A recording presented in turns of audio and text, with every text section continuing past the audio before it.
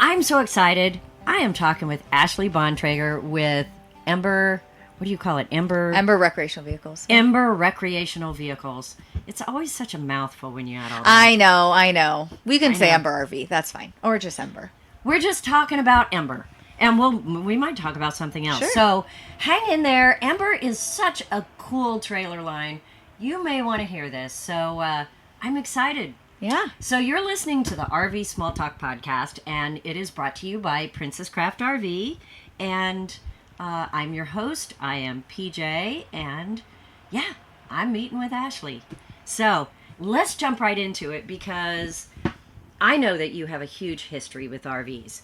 So can we start there? Sure. How long do we have? Okay. I don't know. Okay. However long people will listen. I'll try to keep it short. Yeah. Yeah, just tell us the important stuff. Sure. Because, yeah, I knew nothing about RVs when I started. I have the assumption that with your background, you knew everything. I don't know that I would go as far as say I knew everything, but I certainly knew a lot. I knew more than nothing, right? Right. So my grandparents actually started Jayco back in 1968 out of their barn and 2 chicken coops, actually. So my grandpa... Okay, that's a story. Wait. Right. Why do you have to say chicken coops? Were they in a chicken coop? They literally had to clean out the chicken poo out of the coops before they could start production.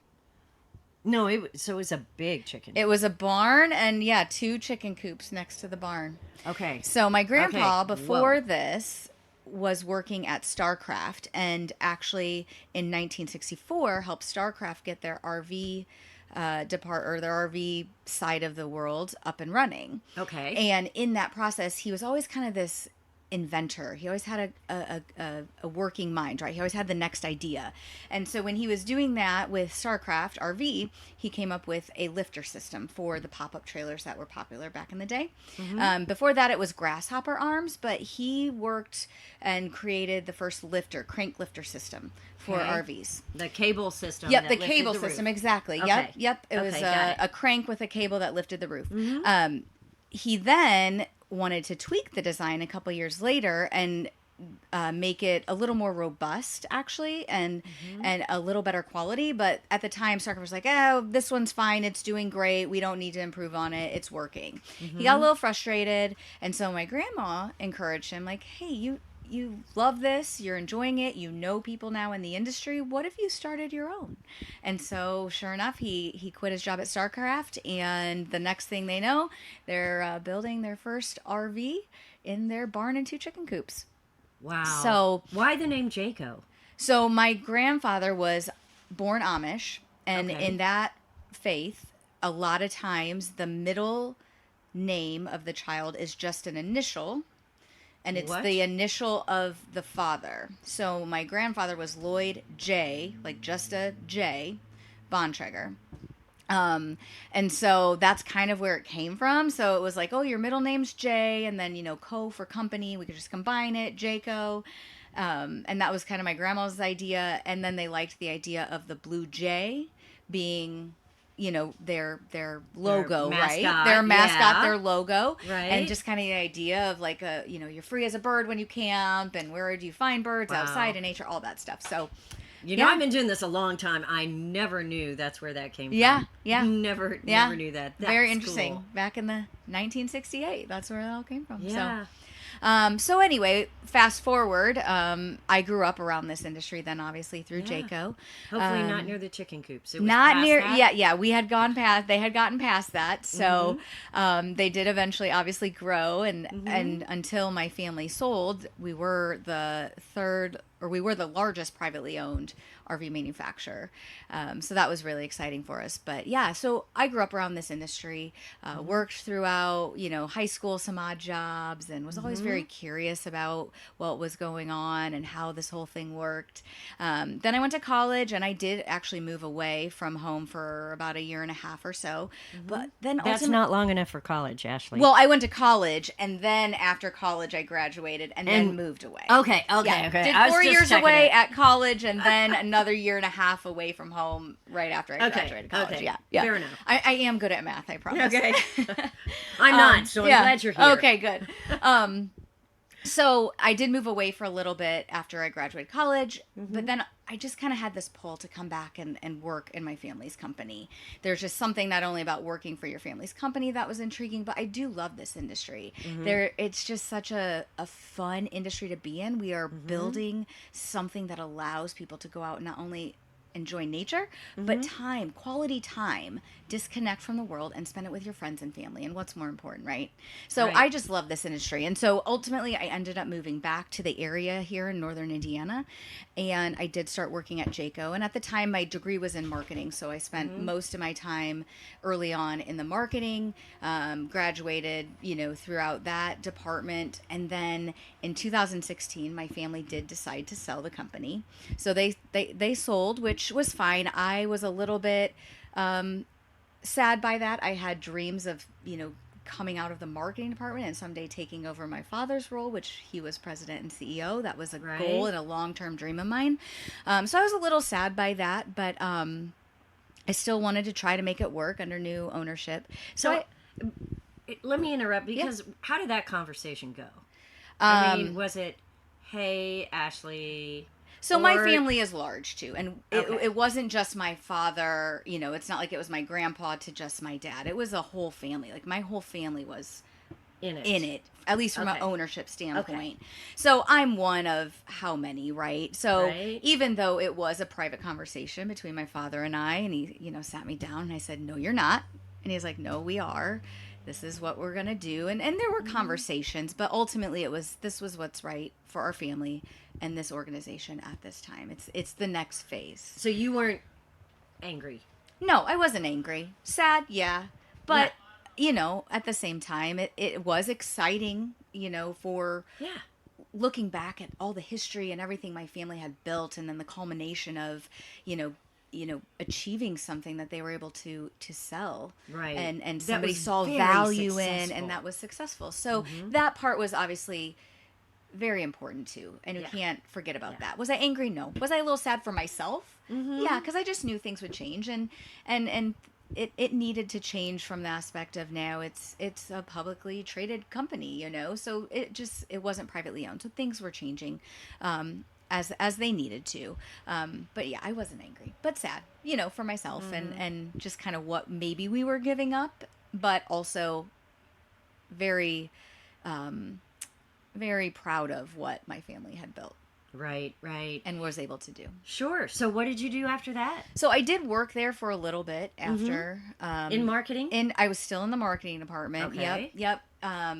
So I did work there for a little bit after, but it just was changing a little too much for me. Okay. And it wasn't anything wrong with it, just for me growing up in the family business. It was hard. Right. So I then decided to step away. Plus I had 2 young children, so I said I'll try the stay-at-home mom thing for a while. And how long did that last? Only about 4 years. 4 years? Well, that's pretty good. Yeah, and I love my children. Don't get me wrong. I love them dearly. Well, of course you do. But then also as I started to get, kindergarten's coming and they're going to be in school. And I've always been a pretty determined and motivated individual. So for me, working in my home was not as fulfilling as it is for others. So I always have this fire in my belly, my dad has always said. So then, so as my kids were starting to get more into school age, it was like, okay, and I just always had this in the back of my head, like, what if someday I could do something on my own in this industry? And then fast forward, COVID pandemic hits, and then camping has this big boom, right? Everybody's like, oh, wait, we can't go to hotels, but nobody can tell me not to go camping. And so through all of that, I started to have 3 of my co-founders actually started to kind of reach out and ask some questions like, hey, are you ever going to do this? Like, if you do, we'd join you, we want to kind of do something. And so in 2021, it became official. I kind of said it's now or never. It just kind of felt that way to me. It's one of those. That's right in the middle of COVID. It was, but we saw an opportunity, which is really where we got our start at Ember. A lot of people wanted to go camping. So not only were campgrounds full. Right. People right. also were still concerned about COVID. And so there was still some social distancing, or I want to get away. I want to, not be around people as much. Right. And so they needed a way to get off of the campground and go into, unmarked territory, if you will. So we kind of saw this area of our industry that wasn't being, in our opinion, fully tapped into. And so that's really where we got our start in 2021, was by introducing our Overland series, which is made to go off-road and off-grid. So we started from the ground up, and we said, okay, what does an RV need to do all of this? So we put independent suspension on it, so there's no axle. You got anywhere your truck can go, your RV can go. It had off-road, big tires. And then we said, okay, if you're going to be off-road, now you need the things to stay there. So let's load it up with solar power. Let's give it bigger tank sizes. And let's also make this really rugged and robust construction that can weather, more tough terrain. And so that really helped us design our very first project, was the way that the pandemic affected RVing at that time. And then also we had the supply chain issues at the time too. I mean, that's what I'm thinking. It's like, nobody can get parts, and you want to do a startup? So I will tell you that what I know now, looking back, almost completing my 4th year and moving into my 5th, is that sometimes ignorance is bliss in this. So in a startup. You had no idea. I had no idea some of the challenges we would come up against. And I think, honestly, if I knew some of the challenges, I may not have done it. But once you're in it, the only way out is through, and you have to find a path, and you have to make it work. I feel that way about me getting started in the RV business.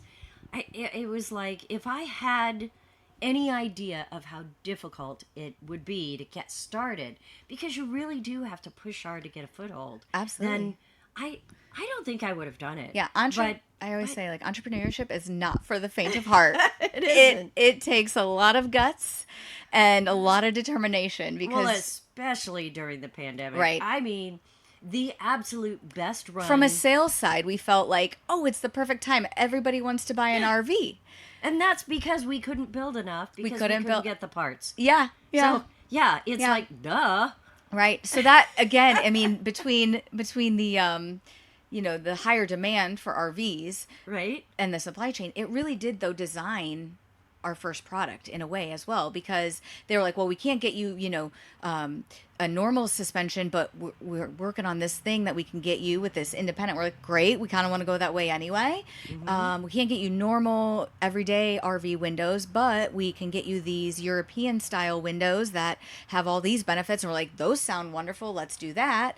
Wood was a big issue. Getting wood that is used in construction was very, very tight. We literally met with a supplier, and they're like, well, we can give you everything except for our wood products. We're like, okay, what else do you have? And they're like, well, we have this composite material. We're like, great, no rot, no mold, no mildew. We love it. Let's do it. So we had to get creative, but again, it helped design our Overland product. Well, your Overland product was one of the first out there that was a kind of a standard travel trailer, but it had mega amounts of solar, big inverters. I mean, it really was very off-grid capable.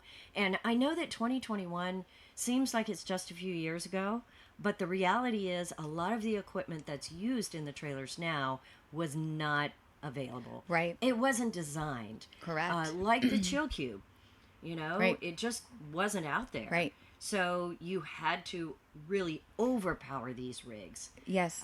Just to get 3 or 4 days off grid. And to your point, I mean, when we first came out, we thought we had a really great solar system, and even though it was only 2021, not that much time has passed. At the time, we did have one of the best solar systems out there, but not now. Every year, it's just continuing to improve as more and more attention is being paid to that space, which is great. And in some cases, we feel like we've pushed suppliers along, and in other cases, suppliers are like, hey, look what we just did, and this would be great for this, this solar system. So, it's been a really fun journey on the solar side, especially because we've seen in such a short time a big evolution and a really good path forward for the industry in that space. And you now have 2 other basically lines Yep, that Ember exactly. builds with different features in them. So when did you just wake up one day and say, okay, we need to do more? Because for those of you who don't know, and I would think our listeners are generally RV knowledgeable, Yep. but in, what would you say, mid 2022, the bottom fell out? That's a great way to put it. That's Yeah. exactly how it felt. And everybody said, nope, not buying. Yep. We're done.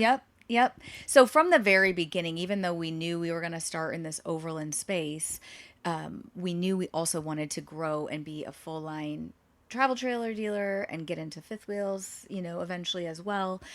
So we had this plan, right? And our next thing was going to be a luxury travel trailer. So we were working on it. Once we got our overland really dialed in and went into production with that, we immediately then had our team switch. Okay, now let's finish out the luxury travel trailer line, and we're going to introduce it next fall, which was the fall of 22, which is really when the bottom fell out. It is exactly when the bottom fell out. And we didn't really know it was falling out until it just fell out. And so, this time actually in 2022, we introduced our touring edition, which is our luxury travel trailer line. And a lot of dealers came to view it and they're like, this is great. It's beautiful. We love the feature set. It's awesome.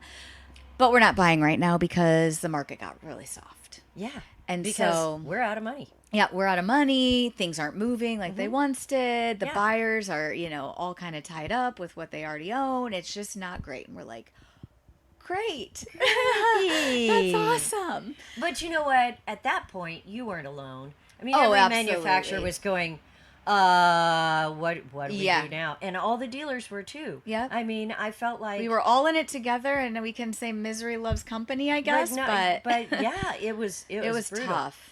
And the other thing is that you always have that idea of it'll pick up next month. Right? Okay, well, maybe next quarter. Yeah. And then it's like, and next historically, year, this will all be over. It'll be better next year. Yeah. Because historically it doesn't typically last very long. And, that's right. And the RV industry has been a leading indicator of economic, trends. Right. But it hasn't lasted that long. So my father is retired, but every now and then, he does advise us on things. And when that started happening, he went through 08 and 09 with Jayco leading it. And so I called him like, Dad, what can I do? What do we need to do? What would you say in this situation? Or how would you handle this? And he's been very, very helpful with that stuff. But as what we've gone through the last couple of years in this industry and with the economy slowing, he finally was like, the big difference is that 08, 09 happened and it happened fast, and we kind of came out of it much faster than this is what you're experiencing. So, but to your point, it wasn't just an Ember problem, which did make me feel a little better, even though I was just like, can we just not have this happen right now? Yeah. And the answer is no. The business is either growing or it's shrinking. Yep. And that is probably in every business. Yeah. But I know that in the RV business, we're either gaining ground and bringing in new buyers and new people experiencing RVs, or we're experiencing less and less and less buyers for whatever reason. Yep. Whether it's, consumer confidence, whether it's economic downturn, Yep. whether it's just, RVs, they're kind of a luxury thing. Yeah. So people quit buying RVs if there's some big world event going on. Oh, yeah. And they don't even care if it's in China or whatever. Yeah. They just... It's a completely discretionary purchase. It's very people interesting. don't need an RV, but they want it to go do the things you can do in an RV. But to your point, it's the first thing that they are able to give up or do give up when things change. That's something that we do keep in mind though here at Ember, and I tell everybody on my team that all the time, like, hey, people are working hard for their money. And so when they choose to spend their money on something like an RV, specifically an Ember, we need to build it with high quality so that their money is put to good use, right? Okay, well, I just have to stop you right there because I do a lot of interviews. Yeah. Everybody says that. Sure. We build a good product. Have you ever heard anybody say, We build a horrible, product. Yeah. I mean, we don't actually pay attention to it. Occasionally we'll have somebody who says, yeah, we build for price point. And I'm like, okay, so you build a cheap trailer and you get what you pay for. Yep. But the reality is everybody says, yeah, well, we want to build a good trailer, be worth their investment. I mean, of course you do. Sure. But what sets us apart? What does that mean? Yeah, I mean, I think for me personally, I'll just speak for myself right now, and then we can go into what does Ember do. But for me personally, being the owner of this organization, I feel like my name is on every single RV we build.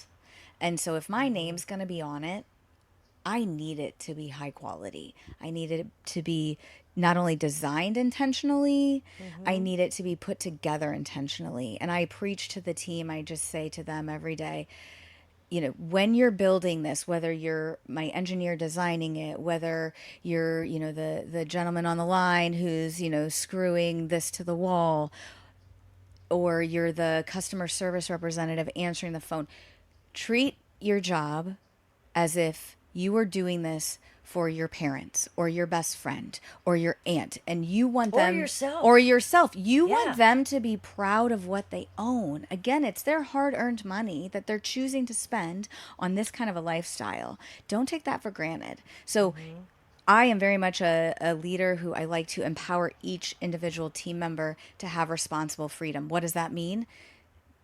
There are, you know, things and overarching policies and procedures we follow here at Ember, but within your own job, take that responsible freedom and own it.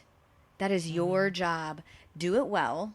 Be proud of the work when you leave here at the end of the day, and then come back the next day and do it again, you know? And part of that comes into like how you build your culture, right, too. So what do you do that's so different from any other manufacturer? How do you build that culture? I will say that I feel like building a culture can be one of the hardest things you do, right? Just because it is something you have to pay attention to every single day. And again, just like building and designing with intentionality, your culture has to be built and with intentionality and given the attention that it deserves, or else it's not going to be there. It's as simple as remembering your team members' names and saying, good morning, how was your weekend? How's your wife? Did your children have sporting events? You know, like engaging them on a personal level, right? And again, we get so busy in the day-to-day that if we don't intentionally think about doing those things, it can go away from us. And so it's always refocusing on what matters. And at the end of the day, if my team is happy, they're going to do a better job. They're going to build a better RV. And so that's actually our mission here at Ember. Our mission says to build a better RV, we first need to build a better RV company. And then we go on to define that. And we have, you know, a list of principles that we want to live by here at Ember. And I think it's just, for me, it's treating each person as a person and not just a tool to get the job done. Is that the big principle? What other principles do you have? Because that's a great one. Yeah. But so one of my favorites, and one kind of all packaged about your principles. Yeah, we do. We have 12 of them. 12. We have 12, like which sounds like a lot. program? Yeah, it's a 12-step program. Yeah, so, you know, some of those things are like whenever possible, we want to source domestically. We do feel strongly about that. There are some things that we just right now cannot find domestically, but anytime. You know, like refrigerators are sometimes hard to find domestically. Things like microwaves, even TVs, like more of your electronic type things. Those are harder to find, you know, domestically. But we do make a lot of buying decisions based on, is it made in the USA, right? Doesn't that drive your price up? It does. It does in some cases, yes. Not to, you know, get into the weeds here, but with, you know, some of the tariffs and things that are going on, some of it is actually now on par in some cases. But it does drive the price up. So, you know, like Overland uses a product called Asdel. It's made in Virginia. It's a composite material that doesn't have, you know, rot, mold, or mildew. You know, it can't have that stuff, and it has better sound and screw retention and things of that nature, but it is a little more money than the traditional wood that's used in RVs. But there's also benefits. So yeah, back to the principles. Like that's one of them, for instance. It's, treat others like you would want to be treated. Like we're all working together here. So be kind, right? Which seems simple, but it is something that we try to focus on. But one of our favorites, and at first I was a little hesitant to add it as number 12 because I didn't want it to rub people the wrong way. But I can't wait to hear this. yeah, as you get into it and you understand it, I hope that it sounds like it's a good thing, a positive thing. And number 12 is always acknowledge we can do better. A lot of times I feel like companies will come out and say, we're the best. We're the best in this and we're the best at that. Or we build a really good trailer. Right. What does that mean? Right. We have great customer service. Right. What does that mean? Right, exactly. And so as we, like I said, I was a little hesitant because you're like, okay, right, yeah, trying to wrap your head around it. But as we used it more and more, it's not to say that we didn't do great today, but was there some aspect of what we did or the way we approached a conversation or, did we think of something as we were installing this that maybe we could do better next time? Yeah. And it's just this idea that we can always improve. We can always improve as humans. We can always improve in our job. We can always improve our product design. We can always improve. There's always, room for improvement. Yes. As much as they want to say, I'm the best or this is the best. Like, is that really true? I don't know. So well, I see your hesitancy because you don't want to say, yeah, we weren't good yesterday, but tomorrow we'll be better. That's not the point. Improve is kind of puts a spotlight on things that maybe you don't do well, but or at least keeps people thinking. Yes. To on that improvement. I don't think it necessarily means we have things we don't do very well. It's that anything can get better. Right. Right. Anything can get better. And it's again the thinking in that way too of like, how could I improve this? Right.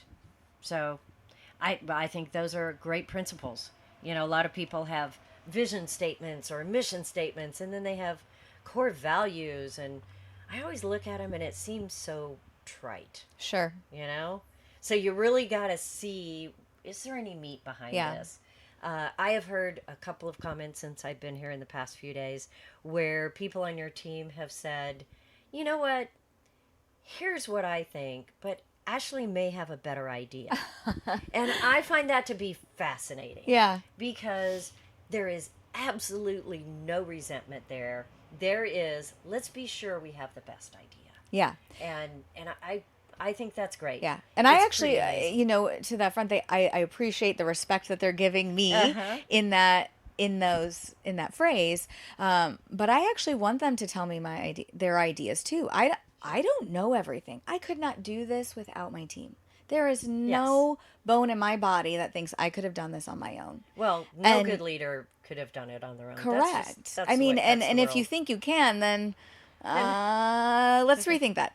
But it's disrespectful. It's disrespectful, and I need a team, and I need their ideas. I do not know everything. One of the hardest things I have is to get people to tell me their ideas sometimes. Because I said, you said you like this. Yep. Well, yeah, I did. But if you could tell me what you think, maybe there's a discussion here. Correct. Yeah. It is. We may not go your way at the end of the discussion, but I want to hear it because maybe it makes me think differently or think of a different idea.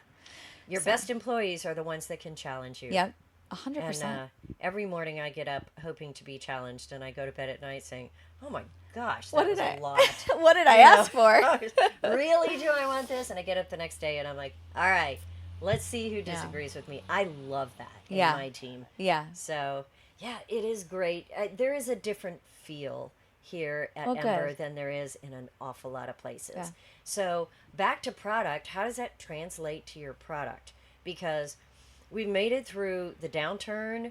Your luxury line came out. Yeah. I mean, did the downturn, what's the biggest thing you learned when everything dropped out the bottom? Oh man, it taught us a lot of challenging besides things, humility, right. Lots of humility. We all learned that. I had one of my dealer partners tell me, if you can get through this, you'll be able to get through anything. So just keep going. That's right. And I've thanked him for those words because at the time I just wanted to scream, Sure. But now looking back, I'm like, he was right. There was truth in that. And we learned a lot. So the downturn was rough. We learned a lot. But again, it did help us design our product line. So we launched our luxury travel trailer at the absolutely wrong time, even though we didn't know it when we launched it. So that was a rough year or so trying to get that really going. The next fall, because of what we were experiencing in this industry, I said, we were going to actually launch a fifth wheel. And I said, no, right now is not the time for that. We need a more affordable, everyday RV. What we're not going to do is cut corners on quality. But let's take a look at what we know from our Overland series and our Touring Edition, and then let's take it down so that we can get into a more affordable price point, but still give them all the essentials that they need to have a quality camper. And so that's when we introduced our E-Series line, which is a very much more traditional RV, but that's what the market was needing. And that's quite frankly what we were needing as well. We had a lot of big fans out there that said, we love your products, we love your company, we love what you're doing, but it's a someday camper for me. Not today. It's a little too out of my price range at the moment, but someday I'm going to own Ember. And so our E-Series really was a way to say, hey guys, look, you can come be an Ember crew now. Get in the Ember crew now. So that was a fun project, even though the timing was still tough to get through. But so yeah, even in those tough times, you almost learn more in tough times. Of course than you do in the good times. In the good times, you're just having fun, right?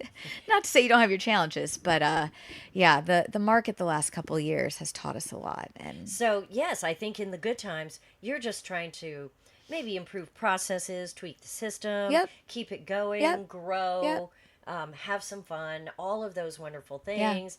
And you kind of get lazy. Sure. And then when things get tough, you have to get creative, and you have to be... You're looking in every look for corner, under every rock to figure out what do we got to do? What do we have to do? What do we have to do? Yeah. And what's missing? Right. Is there anything that's missing? Right. You found something that was missing. Yep. So what's next for Ember?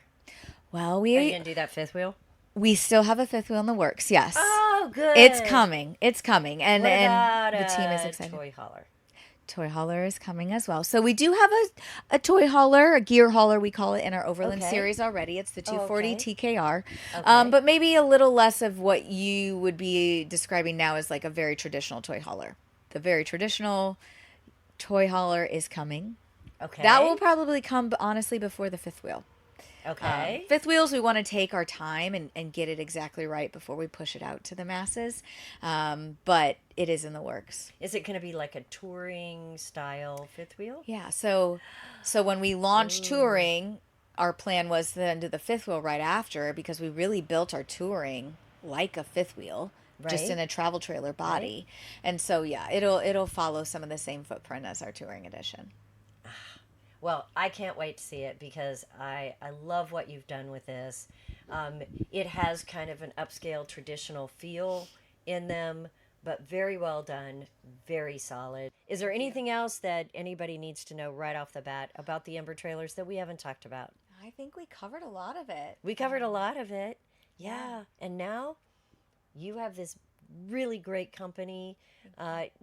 Maybe the buyer confidence is not where we're hoping it ends up, but it's coming up, and you guys have made your mark. Yeah. You have definitely made your mark. Yeah. So looking back now, how would you describe the past 5 years of building this company? Oh man, definitely challenging, but a good challenge, and it's been a lot of fun. And like you said, the market isn't totally back, but we are seeing it come around. I feel like me and my team, we're in a great spot, and we're really excited about where Ember is and where it's going. But yeah, the last 5 years, it was a lot, but it was a lot of fun doing it too. Well, for you to continue to build in the last few years and grow your lines, grow your company, it's impressive. Yeah. Good job. Thank you. Yes. Thanks for joining us. Absolutely. And hopefully you'll chat with us again soon. Yeah. And we'll give our listeners an update. Sounds great. All right. Thanks, Ashley. Thank you, guys. Bye-bye.